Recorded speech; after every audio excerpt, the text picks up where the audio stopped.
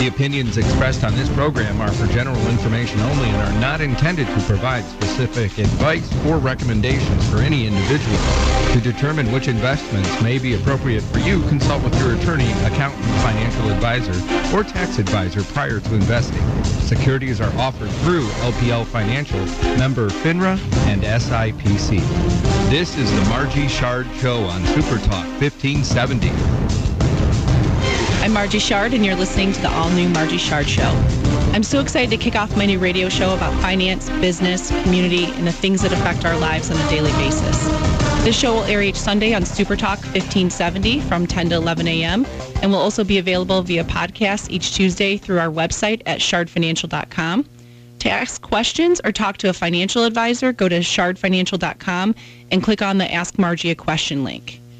So today we are talking about small businesses and the impact that they have on the economy, as well as how to jumpstart your business or career in 2015. And I've got some exciting guests in the studio today. We have Jason Orton with the David Chapman Agency, Tonya Acha with the Referral Institute of Southeast Michigan, and Tony Shard with Shard Marketing and Branding. So let's start off with a few things. One of the things about small businesses is they're a major part of the U.S. economy. Small businesses are defined as having 500 employees or less. So some of those companies that you may think are really, not so small actually are defined as a small business. Small businesses account for 99.7% of all employer firms, and they have over 60 million employees in the U.S. So it's safe to say that small businesses are important. And as a small business owner, I understand that there's a lot of challenges faced with running a company. I've often looked for the magic number that would give me the perfect recipe for how much money I should be putting back into my business versus how much money I should be putting into my pocket, and what expenses are necessary versus not needed. And so a lot of the concepts that we're going to be discussing today can be applied to a small business owner and maybe some of those individuals that either have all commission jobs or are in sales positions.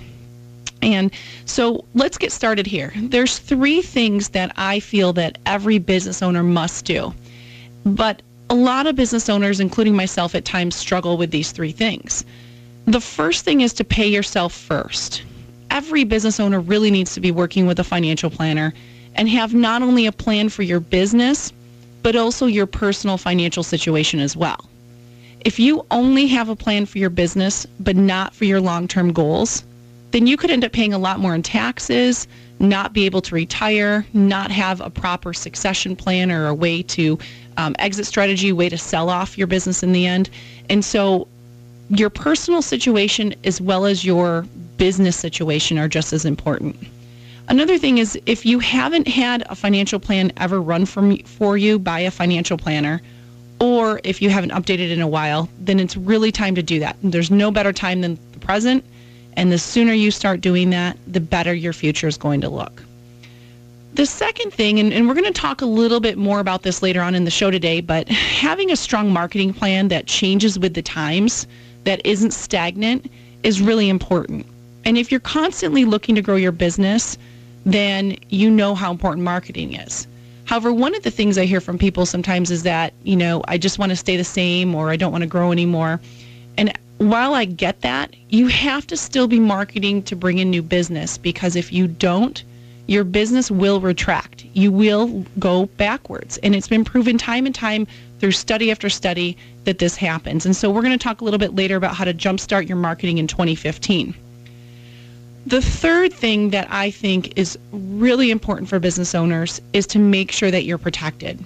I know that insurance is often really confusing on a personal level, but when you own a business, you also have all these different types of insurance that now are being thrown at you, and it makes the confusion even worse. And so that's why I wanted to bring on our insurance expert, Jason Orton, from the David Chapman Agency in Lansing, into our studio today. Jason, thank you so much for coming. Oh, thanks you so much for having me, Margie. Well, Jason, let's just get down to the dirty, okay? What's the difference? Let's say we have a business owner that just is starting out versus a business that maybe has been well established and has a lot of infrastructure. do they both need the same types of basic policies, or is there something different that one should be looking at? Well, usually what we look at when we're looking at a new business, there's something it's called a BOP, business owner's policy, as opposed to a package. Now, if you think of it this way, you go to McDonald's and you see the value menu there, and you can order 1, 2, or 3. That's what we would consider like the BOP. Everything is all included in it. You got the liability. You may have some business interruption income included in it, as well as property coverage for your location. Now, this works great for just starting out, but let's say you're much more sophisticated. There's a lot of things you can't purchase within the BOP, such as professional coverage. So that air and emissions insurance that I pay like $8,000 a year for. Yeah, exactly. Awesome. So love that. Yeah, I know. I have the same thing. And part of it, when you look at that too, is when you're going to need that is if you have a license, you're required to have a license to perform your job duties. Most likely, you're going to need what's called E&O, or professional liability. The other thing is maybe you got more sophisticated, you have a bigger auto fleet, so you may need a more enhanced auto policy than what you would normally get through that. So is it fair to say it's not good for business owners to just allow employees to drive their personal vehicles or to run personal vehicles through their company? Well, generally what we're looking at, if you have vehicles, and it's going to happen. You're going to have to send somebody down to the store for something like that. You want to make sure that you have the adequate coverages for that, in particular hired non-owned auto for those employees. Because if those employees are in an accident, let's say they run a stop sign or they hit a family of 4, and all of a sudden we're looking at a real issue with a lawsuit, they can name your company in that lawsuit because they were really performing a duty for you, even though they were in their own vehicle. Okay. So this is where your insurance policy with that particular coverage would come in and defend your business. Jason, as we're talking, one of the things that came to mind is I have an umbrella policy, and it's on my I believe I have both. Right? Yes. Sorry. Jason's my agent, so he knows. Okay, so I have one for my business, and then I have one personally. And can you explain to our listeners what umbrella policies do and why people would want to purchase those? Certainly. Under your general liability, you have what's called primary limits, and those may be set at, $1 million or $600,000. And the umbrella is what we call secondary. It sits over top of all your other lines of liability. Now, it's much cheaper to purchase an umbrella than it is to purchase your primary lines of liability, because those primary lines of liability, if there's a lawsuit, are going to get hit. That's where the first of the money is going to come out of. But let's say we end up with a lawsuit, we end up over $1 million. Well, normally, if you don't have the umbrella, this is going to fall on you, and you're going to have to figure out how to pay the additional cost of that. This is where the umbrella comes in and would pick up any additional up to the limit of the umbrella, which is usually about $1 million or more. It's a more efficient way to purchase your insurance if you need higher liability limits, because the chances of you hitting that umbrella are a lot less likely than hitting your primary insurance. So you pay more for the primary and less for the umbrella. Jason, who do you typically see business owner-wise? Do you see smaller companies, bigger companies? Who typically is purchasing these umbrella policies? Usually we start to see the umbrellas get purchased once they kind of graduate from a BOP policy to a package. And that's not to say that you can't. We don't have some, that do have a BOP that choose to purchase the additional liability. And this really comes down to where you sit down with your agent and you evaluate the risk of your business and how much you're willing to take on, as opposed to how much you're willing to transfer off to the company by purchasing the insurance. There's no hard and fast rule. It's really a real conversation you need to have to kind of figure out where your level of willingness to take on additional risk is. One of the things that I've always been impressed about with working with you is the fact that you have sat down with me and you've explained things and you've really dummied them down for me. Because I like the quick, dirty facts, and I just want to know, okay, what do I need and why do I need it, and how's it work and how's it going to protect me? So, Jason, you've been in this industry quite a while. Yes, I've been with the agency for well over 10 years. Okay, and David Chapman's really all over the state, aren't they? I mean, yeah, as far as we're out of Lansing, Michigan, but we do have clients throughout the entire state. I've traveled. In fact, I was in Monroe last night. I had a customer who had a claim, and I went down to see him to make sure that it was all being taken care of for him. And after I leave here, I'm going to be driving up to Bay County to see some up there. So we are all over the state. The company was formed in Michigan, and we love to work here. So. And how many miles a year do you think you put on your car? Oh, I was just getting ready to do my taxes, and I was just thinking about that. I bought a new one, and I've already got almost 50,000 miles on it. Wow. And it's just over a year old, so I'd probably say about 40,000 miles this year. Now, I know you've worked with a lot of municipalities, so our townships and cities, and then you also have, you really work a lot on commercial, on business properties, and then, of course, you have the personal lines. But what, as far as what's the biggest thing, I guess, that one of the questions I was wondering is, what is one of the biggest things you've seen that people don't have that they really should be having? Well, usually if you got new ones, just starting a business, the two major thing is don't skip on your liability limits. You need to at least have $1 million worth of liability. The other is make sure you add the higher non-owned auto endorsement, even if you don't have vehicles. Okay, and there's a lot of shortcuts I'm sure that people take, and just trying to reduce their bill. And one of the things I think that I've always appreciated is you've always explained all the different bells and whistles so I can make an educated decision. Are there some people that just say they just cut it all off and they just don't even let you know? Actually, we're running out of time here. We're going to be back with Jason Orton after this quick break. You're listening to The Margie Shard Show on Super Talk 1570. Stay tuned.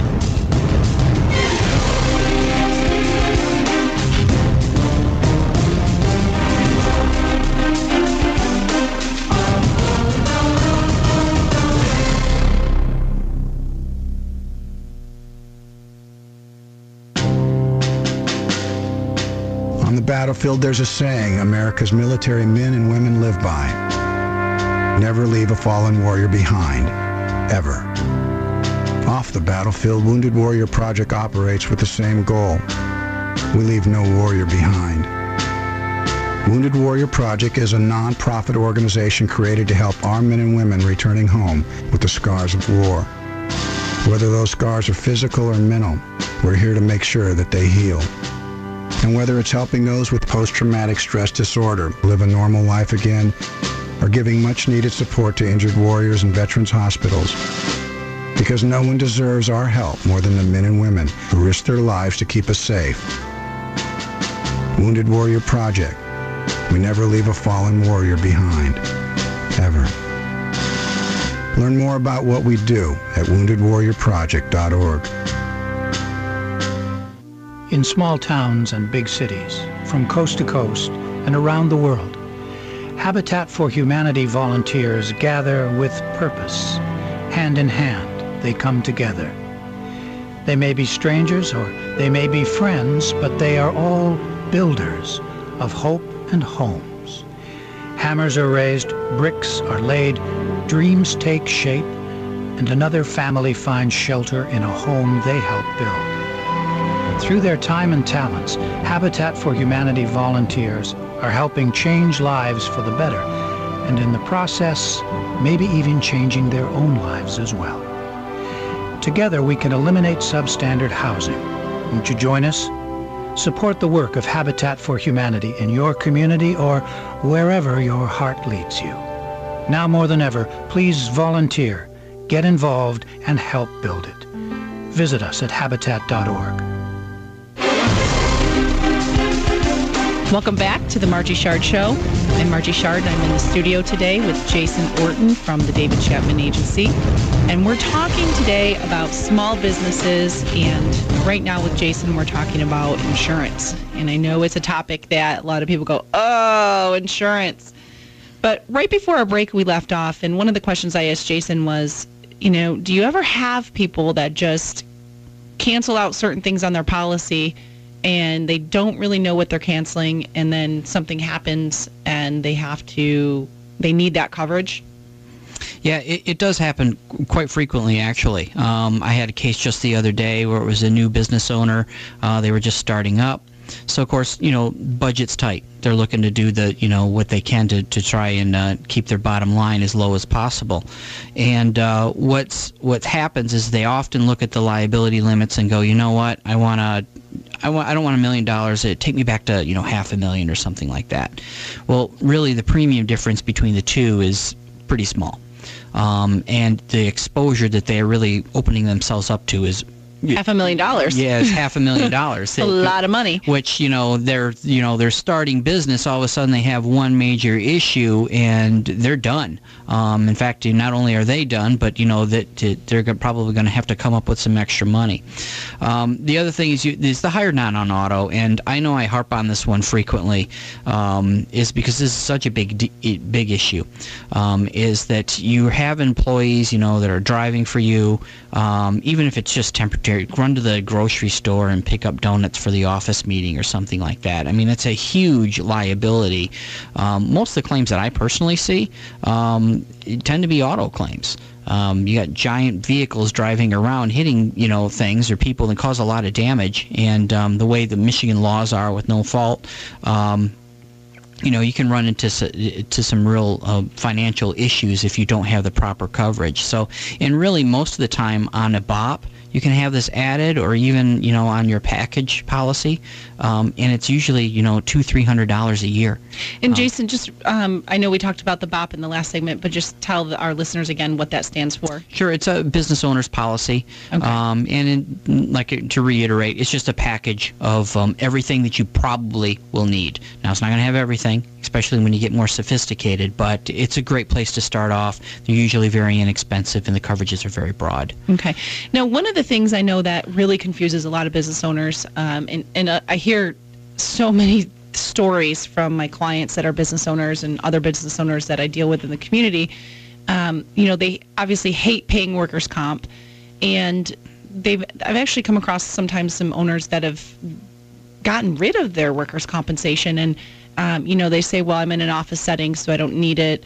What's your thoughts on that? Because to me, that sounds kind of scary. I mean, at any time, anybody can, trip and fall and break their ankle, or, really anything can happen.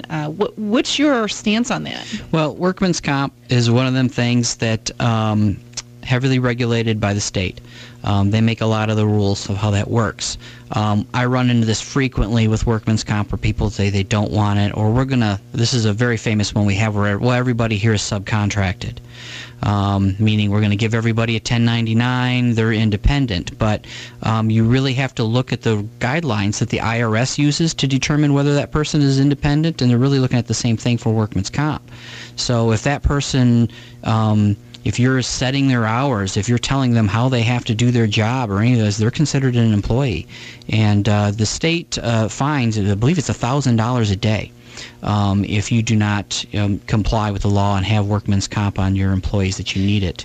And I bet that the point where it comes out of, is this a 1099 worker or is this really an employee, it's all fine and good until somebody gets hurt.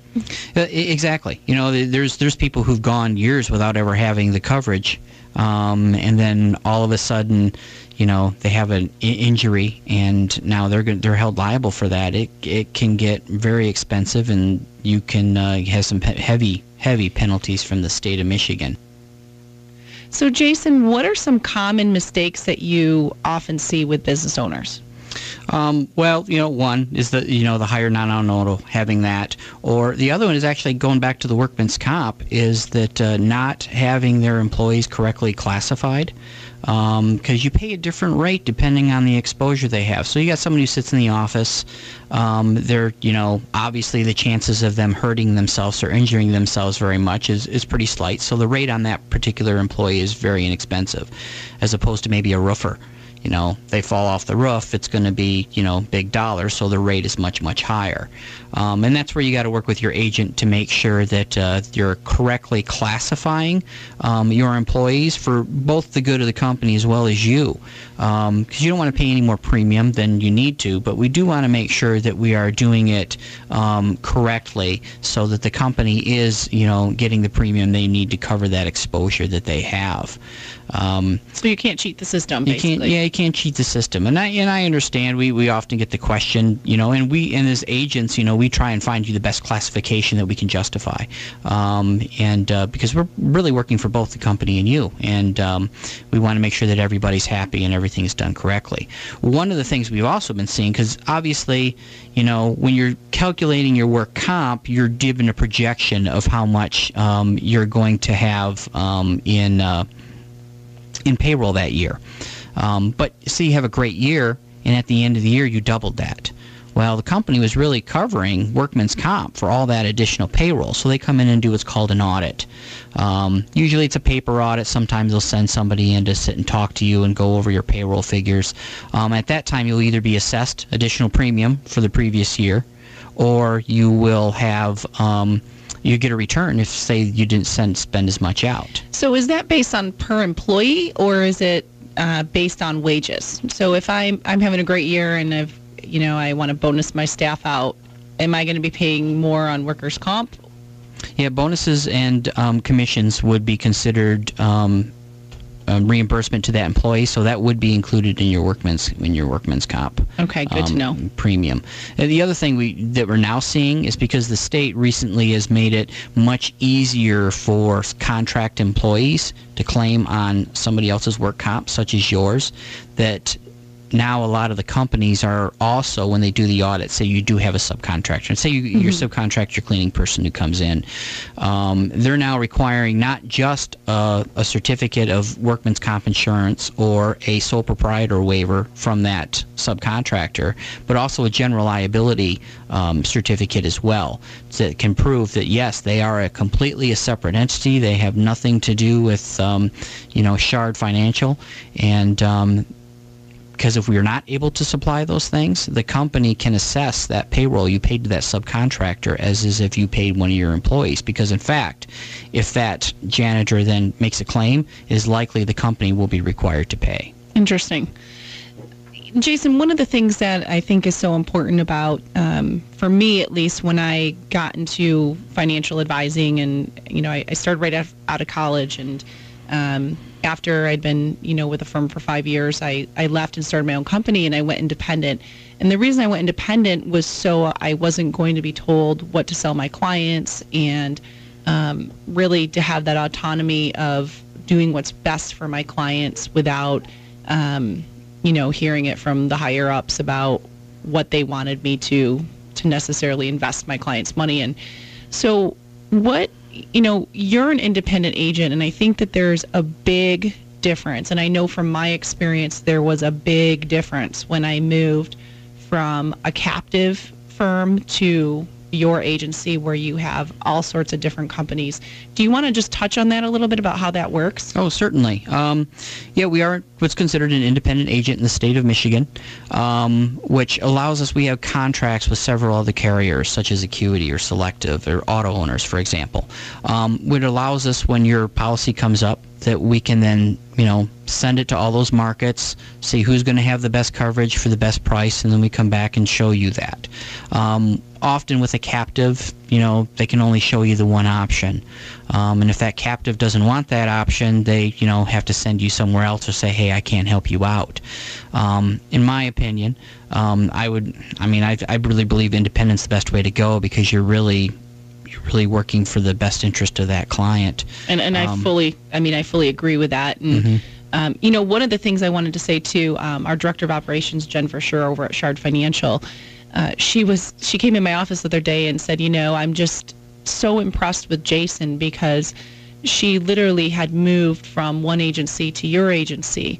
And even though the insurance provider stayed the same, who her coverage is through, she said she's received like 4 different emails from your staff talking about discounts that you guys were basically getting her on her policy that the other companies she worked with for years told her she was getting, but yet she didn't have. And I think that's pretty incredible. Yeah, well, that's great to hear. I'm glad to hear that. Oh, she's excited. Yeah. She's stoked. and that's something that really speaks to the culture of the agency where I'm at. There's a reason why I'm there. That agency's been there, started, it's over 30 years old. The owner, David Chapman, who started the agency, is still there, along with, his son and several other family members. They have a real culture of servitude there, is that they really want to make sure that they're doing the best job that they can for their clients. I've always had a motto too that what's best for the customer is always what's best for the company, and they've really grown that way. And in our motto too is making insurance and bonds easy, because it is complicated, and it's a tough job sometimes, because they keep stacking more and more complexity upon these policies that you really need somebody who you trust to help you walk through this in order to make sure that you're adequately covered. Well, and I think the biggest thing is, you said it, a few minutes back, that you're there when there's a claim and somebody needs you. So, Jason Orton, I really love having you in the studio. Thank you so much. Stay tuned with us. We're on Super Talk 1570, and when I get back, we're going to be talking with Tonya Acha from the Referral Institute of Southeast Michigan.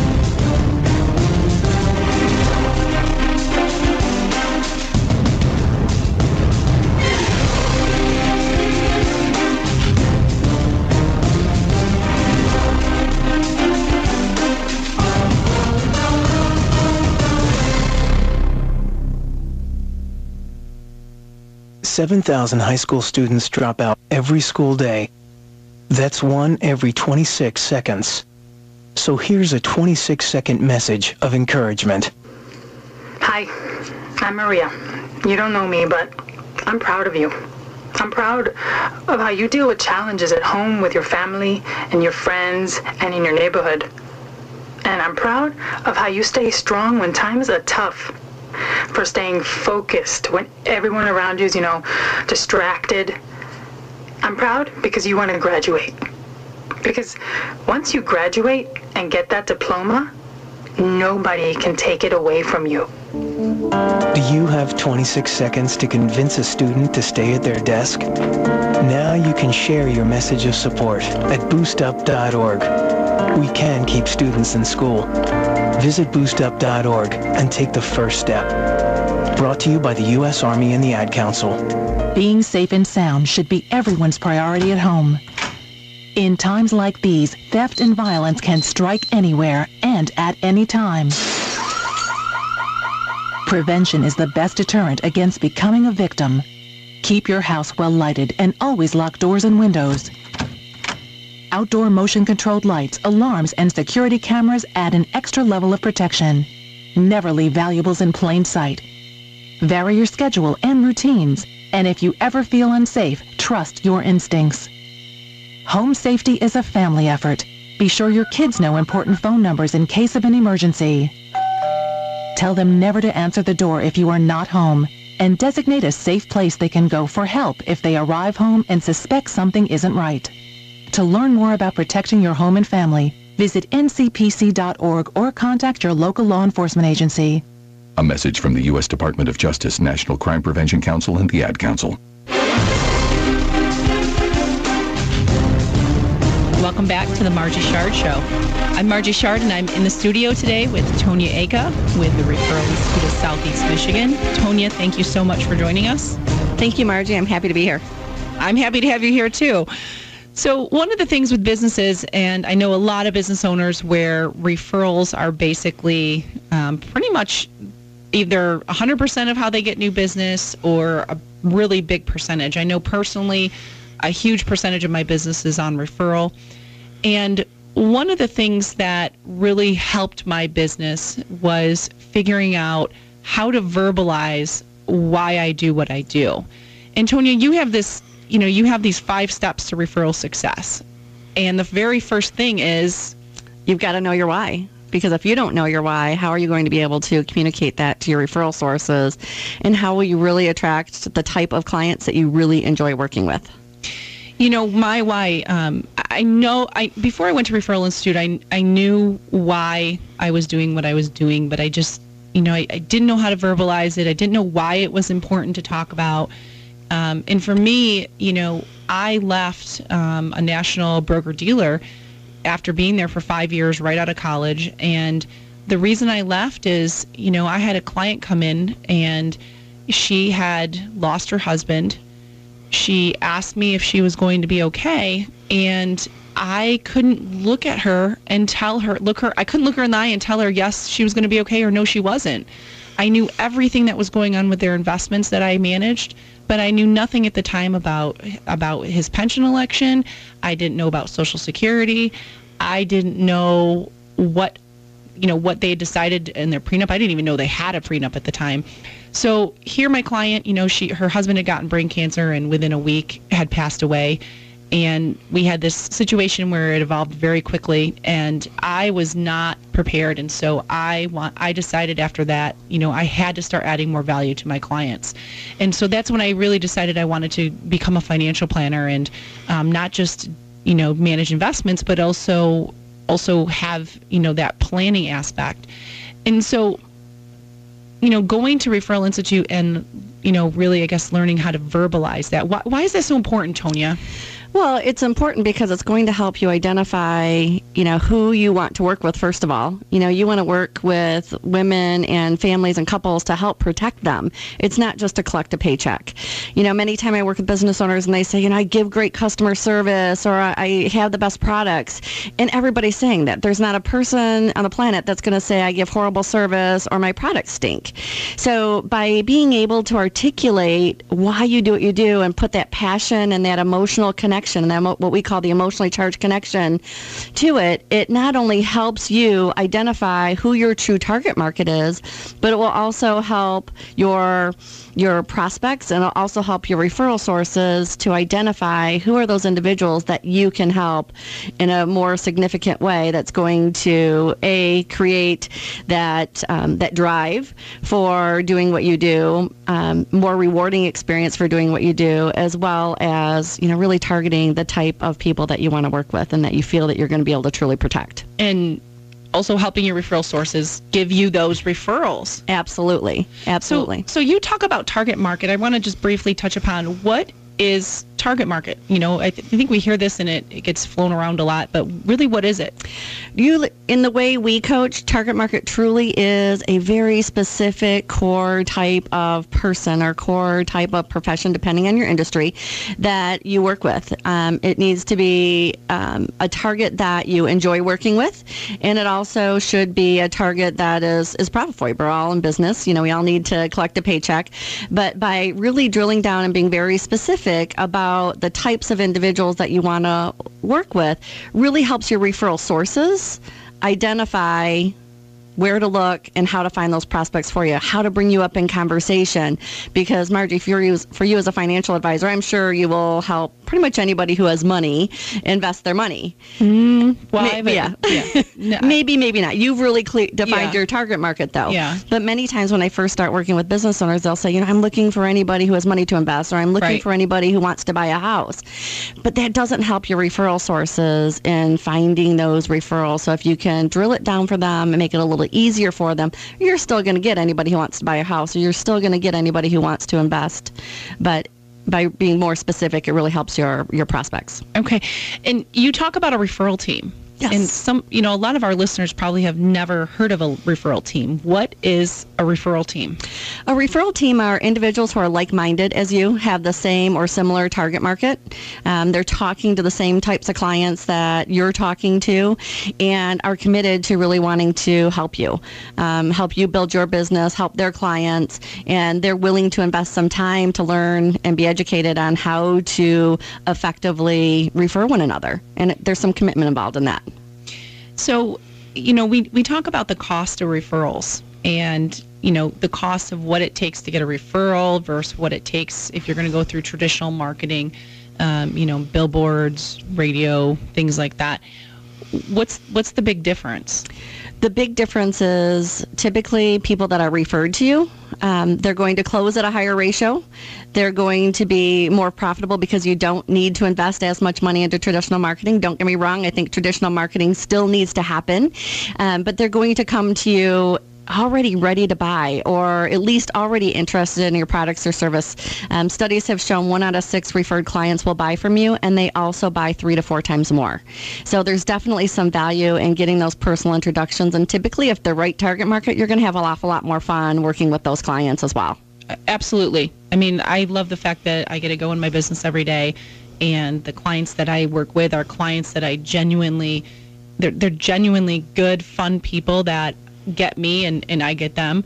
And it just makes it, because not everybody is going to should be your client. And I realized that quite a while ago.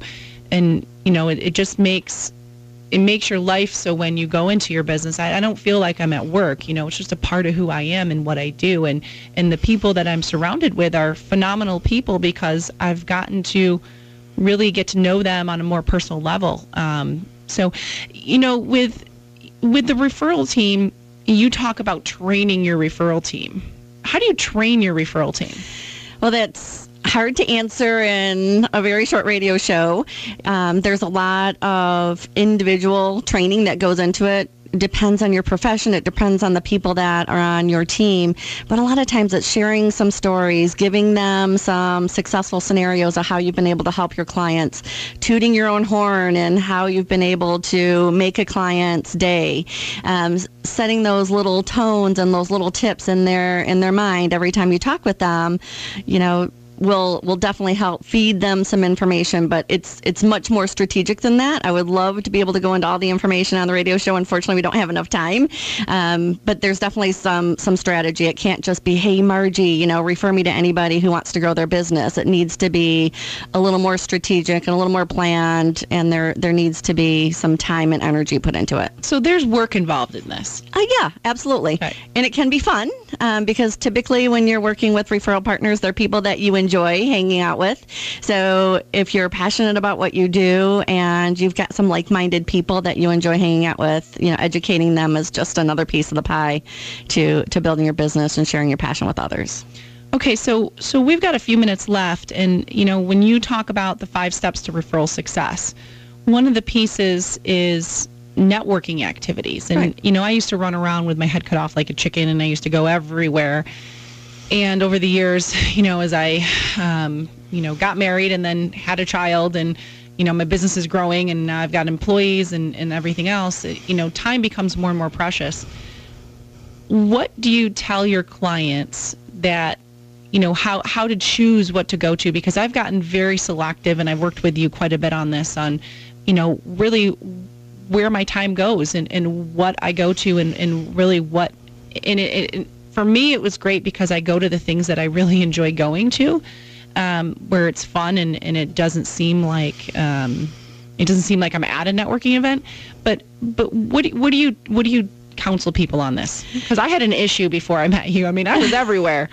And that's one of the reasons why many clients come to me is, they're doing all this networking. They're going to chamber events. They're going to nonprofit events. They're going to women's group events. They're going to all these different places, and some things are working and some things aren't working, and they're just not really sure where to develop their time. It all goes back to really who you are, who's your target market, who's the people on your team, and how do you hang out and network at the places that are meaningful to you. For me to go to, a networking for, a gun range or a hunting show doesn't make sense because that's not something that I'm passionate about.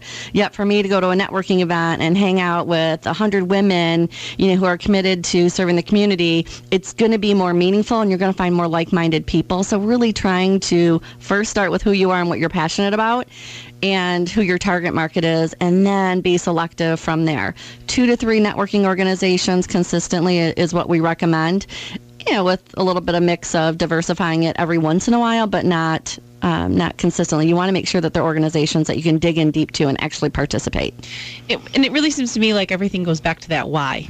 Yes. Definitely goes back to the why. If you're passionate about something, you're going to be more successful. Your clients and your prospects are going to feel that passion and that energy, and so are the people in your network. Your referral sources are going to believe what you believe, and they're going to be more compelled to want to help you if they know why you're doing it. And thus, your referrals start to kickstart, right? Absolutely. So referrals. So how long do people typically, and we're running out of time here, but how long do they typically go through a program of yours? We do have some individual coaching, but we also have a one-year program. It's called Certified Networker. It's about 36 hours of coaching over a variety of different shorter workshops. And then we have some extra coaching that goes on throughout the year. Okay. Visit Shard Financial for information on how to get a hold of Tonya. And next, we're going to be talking with Tony Shard, my hubby. Should be interesting. From Shard Marketing and Branding to talk about websites and social media and all the things that you want to know about. Stay tuned for more of the Margie Shard Show on Super Talk 1570.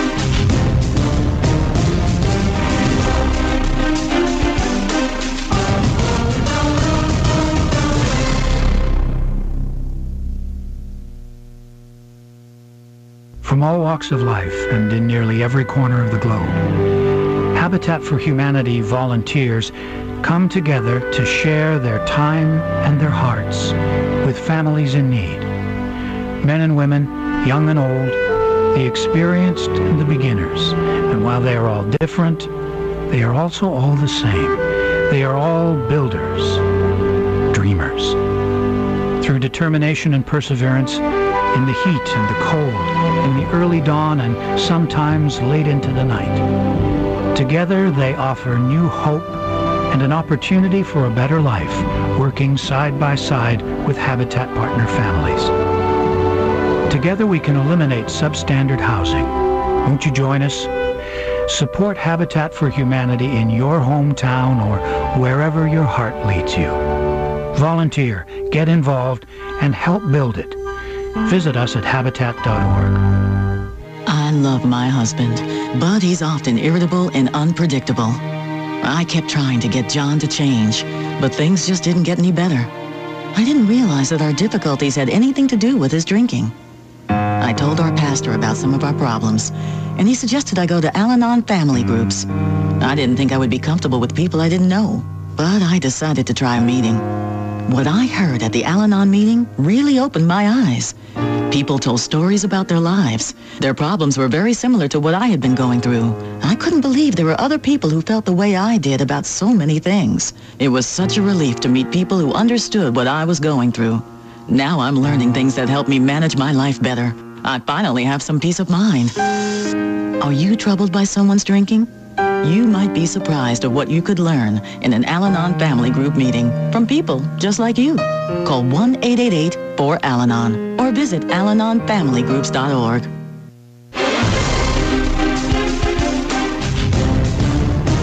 Welcome back to the Margie Shard Show. I'm Margie Shard. You're listening to Super Talk 1570. In the studio now, I have Tony Shard with Shard Marketing and Branding, who's also my hubby. So this should be fun. Are you scared, Tony? Just a little bit. So today we're talking about small businesses, and we've been talking about some things that small businesses should have. You should be paying yourself first and having a financial plan both personally and business-wise. And you also need to make sure you're protected. We talked to Jason Orton with the David Chapman Agency about different insurances. And then we had Tonya Acha on last segment talking about referral marketing. But I wanted to have my hubby on today, and the reason I wanted to have him on was to talk about overall marketing. As a business owner, I've struggled. I know the typical rule of thumb is you spend 10% on your marketing, 10% of your gross revenue on marketing. And I know some businesses that do that. I know some that do more, some that do less, and we always kind of struggle with that too. I know in December when we sat down to have a marketing plan, which I've never had quite as an intense marketing plan as this year. But I know, Tony, you and I sat down and we went through everything we were going to do. And kind of it was just, if it's something we want to do, put it down. That was kind of the first step, wasn't it? Yeah, you basically have to sit down and brainstorm. I mean, there's 8-10 different channels to promote your business, to market your business. And so I think when we sat down, we just put down our wish list, and we're not Google, we're not Apple, so people don't have those resources. But at least put it down, and then you can start cutting it up from there. And you talked about eight different channels. What are those 8 different channels? Well, your website is one. Websites. Oh, okay. We're gonna get back to that, but sorry. Finish on the 8. So the website is your engine. You know, it's kind of like Chicago, Atlanta Airport. You know, it's the hub. Everything goes into there, and then from there it can go off, whether it's social media, to radio, book. In your case, you know, we just had Tonya on, and that's for referral marketing. You know, your referral plan. You've also got your social media plan. So, you know, Facebook, Twitter, Instagram, and you know, you've got your digital marketing plan, e-newsletter, you know, so on and so forth. I mean, those four right there are pretty much what most people do. And then, you know, if you want to take it to another level, especially in a community, you've got, you know, community engagement. You know, one of the things that really surprises me, I don't use phone books or, you know, if I want to find somebody, I want to be able to Google them and pull them up and see a website and get their contact information. And I'm kind of shocked at the amount of businesses that either have really outdated websites or they don't have a website at all. Is that, I mean... Crazy? Yeah. In today's age, you see a lot of companies who spend millions on marketing their product, and the first place that anybody's going to go is to the iPad, iPhone, Android, and check the website out to get more information. And you get there, and you know, it looks like something Fred Flintstone would have built. I mean, it's ancient. So it's very important. It's your as the society goes more into digital and online, and we get away from the books and the yellow pages, for people not to have a very attractive, dynamic website is not intelligent. So we just redid my Shard Financial website, and you know, I had the book coming out, and we started the radio show. So it's been a pretty intense process, and I think my website is you know, it's always an ongoing thing. But one of the things that you had told me when we did this was that it had to continue to be an evolving piece. Yeah, a website isn't a one and done. You don't just make it and then leave it. I mean, if you want to be successful, it's got to be evolving, it's got to be updated, and ideally everything needs to be driven through there. So if you go on Facebook and you post, you know, pictures, or you post a blog, that needs to be directed to your website. And all of the marketing angles you have need to come through the website, because that's where you're also promoting your business. You know, so you may do a blog, but if you don't direct them to your website to read the blog, they're not going to see the other parts of your business and the other things you do. So ideally, it needs to be the engine where everything goes from there. So how long does it typically take to do a website? Well, I mean, we've done websites from 30 days to 8 months. So, you know, and then the bigger the company, when you get into more of your corporations like Ford, GM, I mean, some of their new websites take 2 years. Wow, 2 years. Yeah, I mean, I know for a fact the Ford website that they're rebuilding is taking 2 years to build. Wow. So, but, you know, ideally it's probably 2 to 3 months. I think that's the standard for a quality, you know, dynamic website for the business. Now, if you get into e-commerce, which most people, if they sell goods and they can sell them on the website, they should. They don't, but they should. An e-commerce website, depending on how many products you have, can probably take 4, 5, 6 months even. So it just it depends. And once the websites, you know, if you're going to have an e-commerce site, you really want it user-friendly. Yeah. You want to be able to go in and update yourself and, you know, add products, take products off. Can that easily be done? It depends what your company is. I mean, if you're a sports store and you've got product coming in from Nike and Adidas on a daily basis, once the site is built, you pretty much need to dedicate one person to be updating that site on a daily basis. If you sell the same products, you know, a couple hundred products that you sell throughout the year, then yeah, that's, you know, we can build it where they have the inventory levels as well. So once you're out of stock, you know, you get told it's out of stock, and you know, it'll automatically tell the customer you don't have the product in stock. One of the things I think is interesting about websites is the way that they can help efficiency. And, you know, when you're running a small business, or any business for that matter, you're always looking at costs and expenses and how to make things more efficient so that you can spend less money. One of the things that I've loved that you guys added to our website was our registration system. And so we have, we have our book launch coming up, our book launch party on February 12th. And it's all over social media. It's, on our website, but people can literally very easily click on the event and register right there. And we get an email that they registered. They get an email confirmation that they registered. And it's not taking up my staff time. We're not trying to, pull, all their information together. It's just so efficient. Do most companies have the capability right now on their websites to be able to do that kind of stuff? Is it a really expensive thing to add to the website? What should people know about registration systems? I think what typically happens is, especially when you're a small business, you tend, in industries, there are companies that actually, they make their living on doing standard templates, and then you can go in there for very little dollars, and you can purchase a website that pretty much looks like everybody else's, but it's got different colors, and they're pretty rigid. So if you want something that's going to provide, if you look at your business and say, how can I save myself 10 hours a week here through my website, you write down your wish list.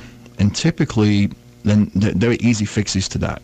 So registration system for one, that really should come standard with most sites. I mean, every site we do has registration capabilities if needed. Blogs, YouTube, social media, Facebook, Twitter, can all come very easily with a new website nowadays anyway.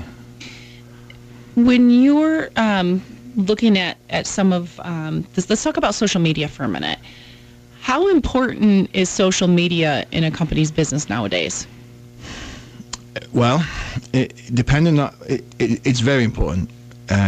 Whether you're starting off, or if you have a company that doesn't need social media and you dominate the market in your area, if you start to dominate social media, you eliminate the possibilities of other companies coming into that space. So, I mean, it's 2 billion people are on Facebook. Is it really 2 billion? It's pretty close to that.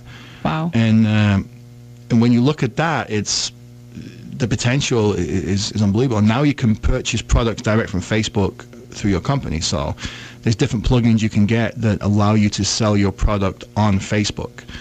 And I think I've fallen victim to that, and that's why you always ask me why there's so many shipments coming to our house. Yes, and none of them are ever for me. I'm not a long, tall Sally purchaser. So. I'll have to buy you something on social media one of these days, just to say I did it. But, I mean, if you look at Facebook, with the advertising tools available, you can reach whoever you want, whenever you want, and you can pay per click, you can pay for them to go to your website, pay per video view. On Twitter, you actually pay for leads. So you can go on Twitter and create a campaign where you will only pay if somebody clicks and says, I want to schedule an appointment with Margie Shard. And that's the only time you'll pay. And it's typically anywhere from $2 to $5. So, when you look at that, that's a phenomenal tool. I mean, It's not just where you put something out there and you pay because people have seen it. You only pay if they click and want to schedule an appointment with you. So, for financial advisors and other like industries, it's a little bit complicated to get going, but once you get it going, I think it's a great tool. Sounds like I needed to be doing that. Potentially, yeah. We should talk about it. Yeah. When you market, you don't want to have waste. Okay. And so that's where pay-per-click works. Okay, well, Tony, I so appreciate you coming in. Tony Shard, Shard Marketing and Branding. And Tony, how can listeners get a hold of you? Through you? No. Okay. Through the Shard Financial website or call 810-577-5291. And thank you so much for listening to the Margie Shard Show on Super Talk 1570. Talk to you next week.